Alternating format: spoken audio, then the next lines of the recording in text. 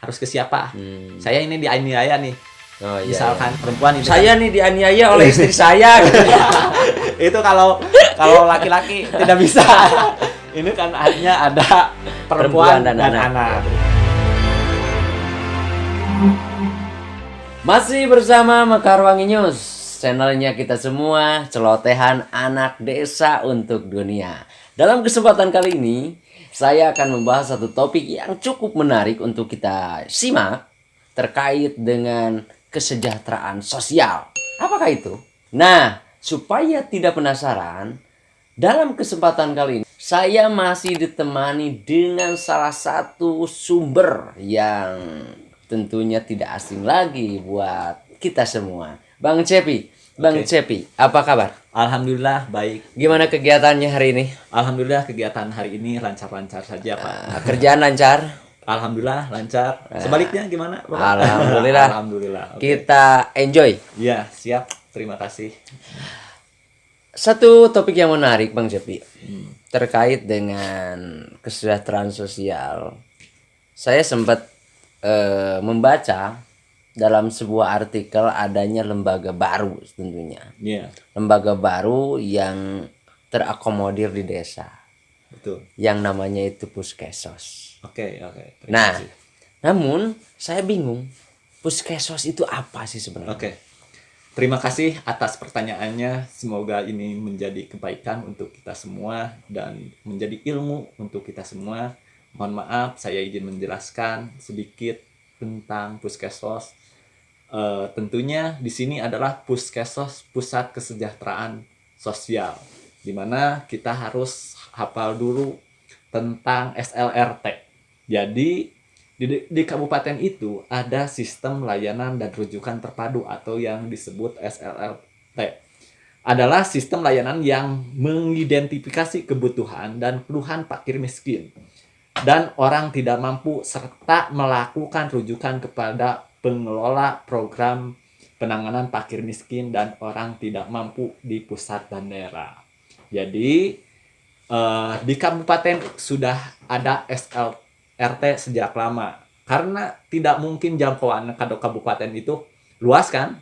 Jangkauannya luas, maka kabupaten atau SLRT itu membentuk lagi pusat kesejahteraan sosial melalui di sana ada supervisornya ya di tiap kecamatan, lalu di tiap desanya kabupaten itu membentuk Puskesos, ya, membentuk fasilitator yang ada di desa. Nah, untuk mengatasi masalah kemiskinan tersebut atau masalah kesejahteraan sosial tersebut. Nah, setelah itu supaya lebih terjangkau, lebih dekat ke masyarakat, maka fasilitator bekerja sama dengan desa untuk membentuk suatu lembaga Puskesos atau Pusat Kesejahteraan Sosial yang ada di desa. Oke. Ya. Sebelum jauh nih, sebelum pembicaraan lebih jauh, saya ingin sedikit aja lah mengutip. Kan Puskesos itu sebuah lembaga. Iya. Tentunya kalau lembaga itu ada dasar. Ada dasar. Nah, saya ingin lebih mengutip lebih jauh lagi. Bagaimana sih sebenarnya pembentukan Puskesos itu? Apakah langsung tugasnya itu dari kabupaten atau gimana gitu? Ya, kita kalau berbicara dasar atau aturan, di mana Puskesos itu tidak terlepas dari SLRT dan diatur di dalam Undang-Undang Kemensos nomor 50 HUK 2013 tentang pedoman pelayanan terpadu dan gerakan masyarakat peduli kabupaten atau sejahtera. Peraturan Dirjen Dinsos Kemensos nomor 25 2017 tentang pedum pelaksanaan SLRT untuk perlindungan sosial dan penanggulangan kemiskinan. Tentunya di tiap kabupaten, di kabupaten masing-masing Anda sudah menerbitkan peraturan tentang pusat kesejahteraan sosial. Di sini mekanisme pembentukan Puskesos tadi yang ditanyakan oleh moderator kita bahwa itu pembentukannya itu ya pertama melalui musyawarah. Jadi kepala desa mengadakan musyawarah di desanya untuk membentuk lembaga tersebut bersama BPD, bersama tokoh masyarakat yang ada di desa masing-masing. Setelah melakukan musyawarah di mana kepala desa menjelaskan fungsi atau peran puskesmas di desa tersebut, untuk apa dan apa tujuannya, dan susunannya di dalam organisasi puskesmas itu terdiri dari front office dan back office, di mana front office itu terdiri dari ketua, bendahara atau sekretaris. Nah, di mana susunan organisasinya yaitu terdiri dari penanggung jawab yang ditanggung jawab oleh kepala desa langsung, di ketuanya oleh siapa. Nah, di sini sesuai tugas fungsinya masing-masing. Di desa ada kasih pelayanan atau kasih kesejahteraan. Oh, jadi ketuanya boleh dari dua unsur itu? Iya. Nggak boleh dari yang lain? Iya, nggak boleh dari yang lain. Oh, Emang sesuai tugas fungsi mereka. Jadi kalau kasih kesejahteraan itu kan fungsinya untuk sudah jelas mensejahterakan masyarakatnya, betul. Ataupun kasih pelayanan jadi di bidang misalkan pemberdayaan masyarakat. Misalkan nggak boleh ngambil dari luar gitu untuk ketua, nggak boleh. Nggak boleh, berdasarkan pedumnya di dalam peraturan Dirjen Kemensos tadi bahwa ketua itu harus dari unsur kasih pelayanan atau kasih jadi kesejahteraan. untuk ketua sudah jelas itu berasal dari kasih pelayanan atau kasih kesra mungkin. Iya, betul. Nah, untuk anggotanya di mana ada bendahara dan sekretaris. Kalau bendahara itu masih dari unsur perangkat desa, mau siapa saja boleh. Yang penting perangkat desa. Yang karena nanti kan sesuai tugasnya ada pengaduan dari back office, dari front office maksud saya. Betul. Nah, di front office itu terdiri dari beberapa unsur. Di antaranya di beberapa bidang maksud saya.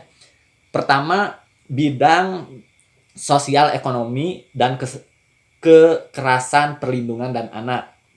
Yang selanjutnya bidang kesehatan, terus bidang pendidikan. Jadi ada 3. Nah, di masing-masing bidang itu diketuai oleh 1 orang, dan anggotanya misalkan bidang sosial ekonomi dan kekerasan perlindungan dan anak itu ada 5 orang. Terus di bidang kesehatan disesuaikanlah dengan kebutuhannya masing-masing begitu. Oh, jadi gini, kan untuk back office itu kan sudah jelas. Ada ketua, sekretaris, bendahara gitu kan. Berarti ada 3 kan? Itu sama penanggung jawab Pak Kades mungkin. Nah, untuk front office itu anggotanya yang sesuai aturan atau maksimal minimalnya itu berapa orang? Sebenarnya 1 orang juga boleh. Di masing-masing bidang 1 orang boleh, tapi lihat kondisi sesuai kebutuhan. Tapi semakin banyak mungkin semakin terjangkau. Misalkan di tiap RW ada 1 orang, itu kan lebih baik. Walaupun misalkan di tiap dusun 1 orang juga baik, tapi kita kan kalau mau digarap secara serius di desanya masing-masing, misalkan ditempatkan di tiap RT juga boleh lah, asal melihat kemampuan anggaran juga. Yang selanjutnya melihat kinerjanya jalan tidak gitu. Nanti dibentuk, kalau tidak jalan kan tidak efektif juga. Saya agak mengerti nih. Iya. Baru-baru ada gambaran nih. Berarti semakin banyak, kalau boleh saya katakan, semakin banyak front office yang ada di daerah itu semakin bagus. Iya, berarti sentuhan ke masyarakat lebih dekat, lebih terperhatikan. Oke, betul. Lalu yang menjadi titik pembeda antara front office dan back office itu apa sih sebenarnya? Jadi kalau back office yaitu berada langsung di lingkungan pemerintah atau di desa ya, di mana hasil ada aduan dari masyarakat atau yang mengajukan dari front office itu mempunyai data. Iya, betul. Nanti di data dicatat. Nah, ini datanya kita menemukan masyarakat seperti ini diadukan. Nah, nanti diambil keputusan di sana apakah bisa ditindaklanjuti di desa atau tidak, ataukah ini masalah ini mau dibawa ke SLRT di Oh tingkat iya kabupaten betul. begitu. Jadi intinya sebagai bahan pusat data lah istilahnya Nah, untuk gini. back Kan office. kalau melihat dari namanya ini kan gagah kan? Iya, Pusat Kesejahteraan Sosial gitu kan. iya, Oh, gagah dong. betul betul. Kalau melihat itu kan. Nah, secara peran, Hmm. apa saja sih sentuhan-sentuhan Puskesos yang memang harus nyata gitu dirasakan oleh masyarakat? Iya. Yang terutama puskesmas tidak terlepas dari kalau kesejahteraan itu ada DTKS, Betul betul. data kesejahteraan eh, sosial terpadu lah istilahnya. Jadi di dalam sana anggota-anggota puskesmas ini yang peduli terhadap sosial, yang berjiwa sosial tinggi, tentunya ini sangat baik lah istilahnya untuk memperhatikan, menelaah, mencatat warga mana saja yang berada di masalah kurang sejahtera lah istilahnya seperti itu. Perannya seperti itu mungkin. Nah, kan gini. Sebelum lahirnya Puskesos kan saya dengar juga ada Karang Taruna yang sama dilahirkan oleh Kementerian Sosial. Ya, Jadi pembedanya apa antara Karang Taruna dengan Puskesos itu? kalau emang Karang Taruna itu sama ya, kalau melihat tersebut itu kalau puskesmas itu lebih ke terhadap kesejahteraan. Kalau Karang Taruna itu lebih ke kepemudaan ya, kepemudaan Karang Taruna. Kan gini, kita ambil sebuah kasus nih, Ya, bukan kasus sih, sebuah kejadian. ya, Misalkan akhir-akhir ini kan adanya bencana bencana gitu ya betul. kan. Nah, di sana kan tentunya banyak orang yang perlu dibantu gitu kan. Nah, sentuhan apa sih sebenarnya yang harus segera dilaksanakan oleh kepengurusan puskesmas, mau baik front office ataupun back office gitu Ya, maksudnya. ya. Misalkan ada suatu kejadian bencana di suatu desa, katakanlah mungkin longsor ya, Longsor, banjir longsor banjir apalah lah ya. ya, dan lain sebagainya. Mungkin anggota puskesmas yang berada di wilayahnya itu harus tanggap darurat, walaupun Betul. itu ada bagian-bagiannya ya tadi, tapi Nah, kalau sudah bekerja ya kerjalah semua gitu. nah, Karena ini kan saya bagian perlindungan anak dan perempuan, iya, itu itu kan sifatnya insidental. insidental. Jadi kalau masalah tersebut kita telah mencatat berapa orang yang terdampak, berapa orang yang apakah ada kejadian eh, ada kematian atau tidak, itu nanti dicatat, dilaporkan kepada back office Oh untuk iya. ditindaklanjuti. Untuk ditindaklanjuti apakah ini perlu ditangani desa atau Atau ada dilaporkan, yang segera harus iya, ditangani, atau misalkan segera evakuasi gimana? dan itu harus segera ditindaklanjuti. Betul, betul. Selain itu manfaatnya banyak banget nih puskesmas. Pertama itu terkait keadaan bencana tadi mencatat, terus ada lagi misalkan eh, masalah apa namanya kesehatan. Iya, betul. Masalah kesehatan kadang kan masyarakat bingung mau berobat ini kemana, harus ke siapa nih, harus melalui mana, apa kalau mandiri kan itu biasanya biayanya mahal ya, Mahal, iya mahal. betul. Jadi kalau kita berobat melalui jalur umum itu Apalagi misalkan kondisi keluarganya memang kurang mampu ya gitu. kurang mampu, kan itu sangat berat sekali. Jadi di sini perannya itu puskesmas itu bila masyarakat pingin berobat langsung melapor saja ke petugas puskesmas yang ada di wilayahnya masing-masing. Nanti datanya akan diverifikasi gitu. Betul. Verifikasi apakah dia punya BPJS atau tidak, ataupun belum juga mungkin akan diusahakan gitu. Dibuatkan dulu BPJS sambil berjalan langsung dia juga si puskesmas ini bisa langsung mengantar ke rumah sakit kan. Kadang bingung juga masyarakat. Nanti kalau kita ke rumah sakit ini kita daftar ini kemana, harus di mana, kadang ada seperti itu kalau masyarakat dari desa yang kan rata-ratanya seperti itu. Nanti kadar-kadar puskesmas ini akan membantu masyarakat gitu. Nah, ini kan perannya cukup banyak ya, Iya. puskesmas. Mulai dari tanggap darurat bencana, kemiskinan, kesehatan. Tapi ini ada satu ganjalan di hati sebenarnya. Iya. Misalkan ada KDRT. Nah itu ya. Apakah bisa itu ditangani oleh puskesmas? Iya betul. Ini kan ada bidang sosial dan kekerasan perempuan dan anak. Ini kalau KDRT. Nah ini masalah KDRT, misalkan di suatu tempat ada KDRT, itu melapor kemana? Harus ke siapa? Saya ini dianiaya nih. Oh iya. Misalkan perempuan itu saya nih dianiaya oleh istri saya. itu kalau laki-laki tidak bisa.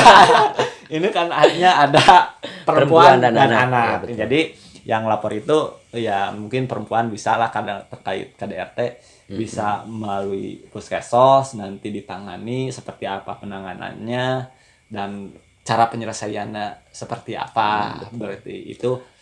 Tapi misalkan ini ada kasus seperti ini. Ya.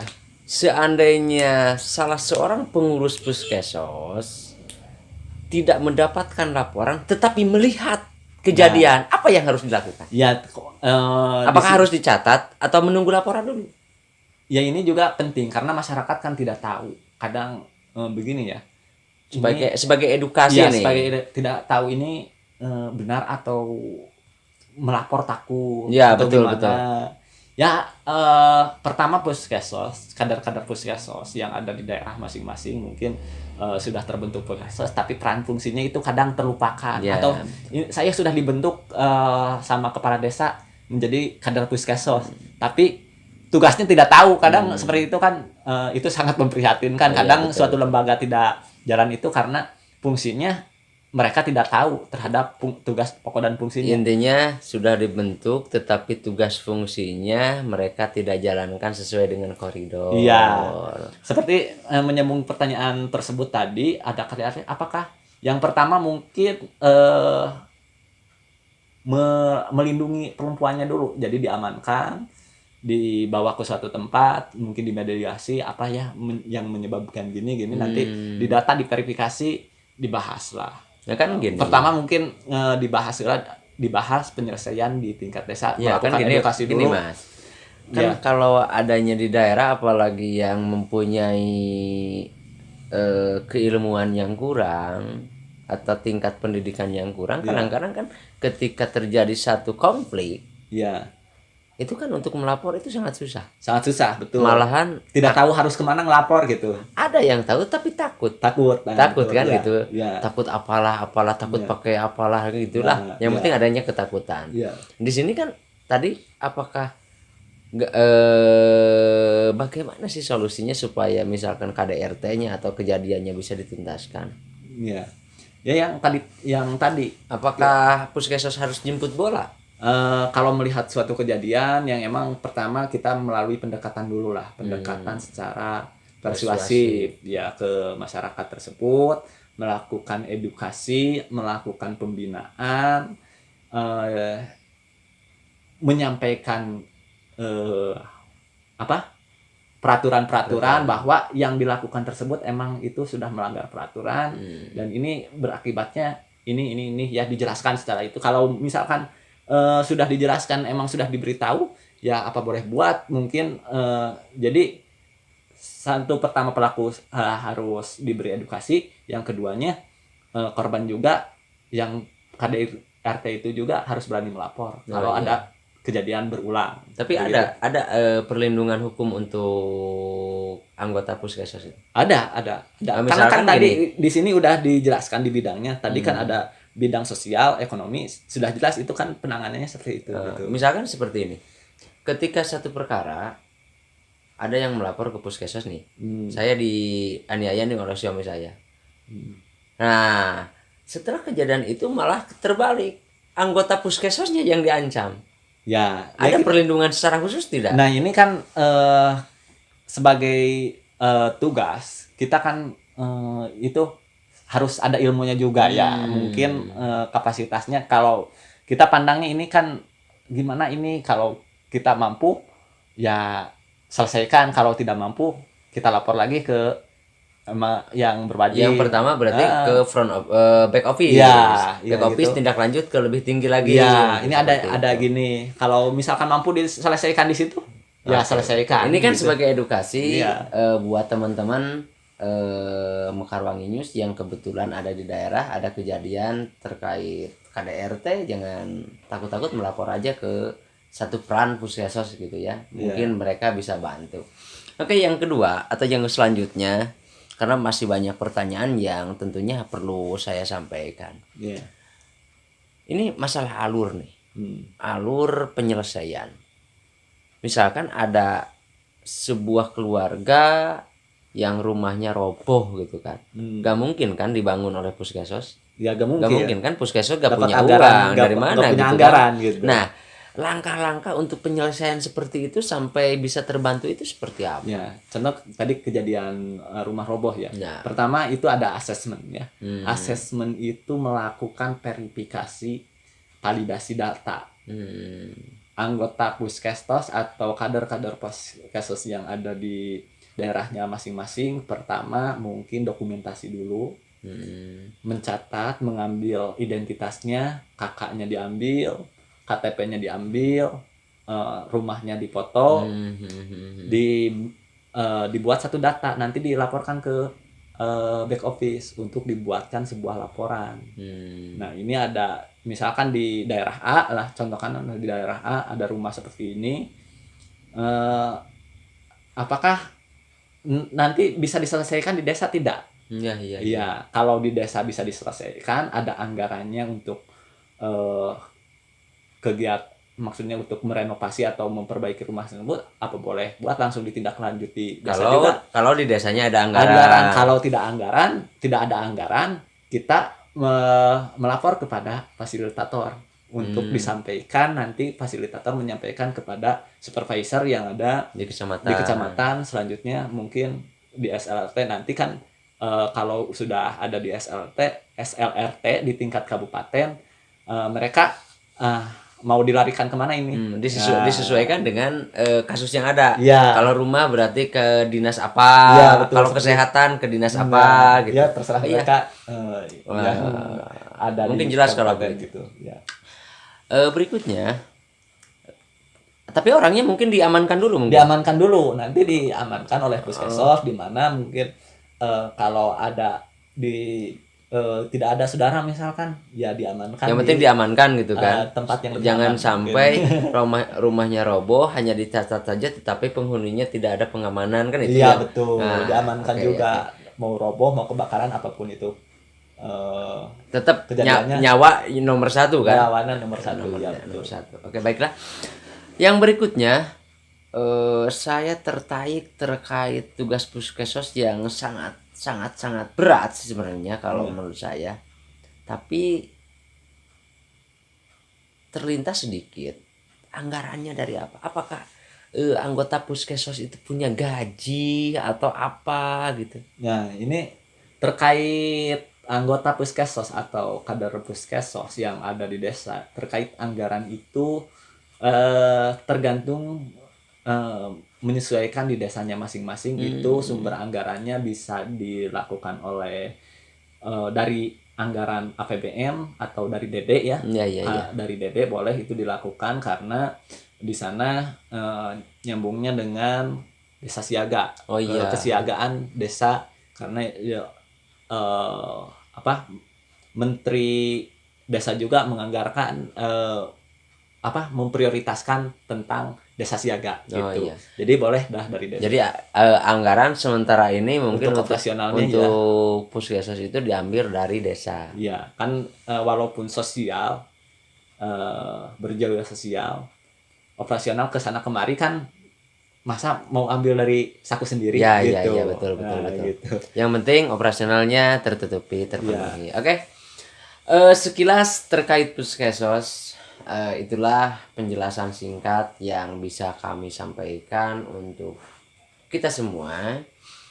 Jadi kesimpulannya, buat saudara-saudara yang ada dimanapun yang mempunyai keluhan, kasus, ataupun kejadian yang tentunya bisa masuk ke ranah Puskesos, silahkan aja hubungi Puskesos di desanya masing-masing.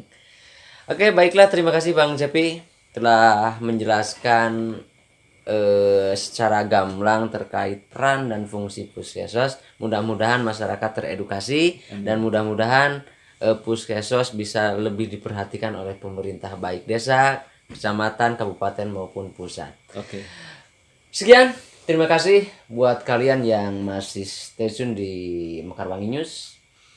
Jangan lupa subscribe, dan bila mana video ini terasa bermanfaat, silahkan di-share sebanyak-banyaknya, dan jangan lupa ditekan tombol notifikasinya supaya kalian semua bisa terupdate video-video terbaru dari kami.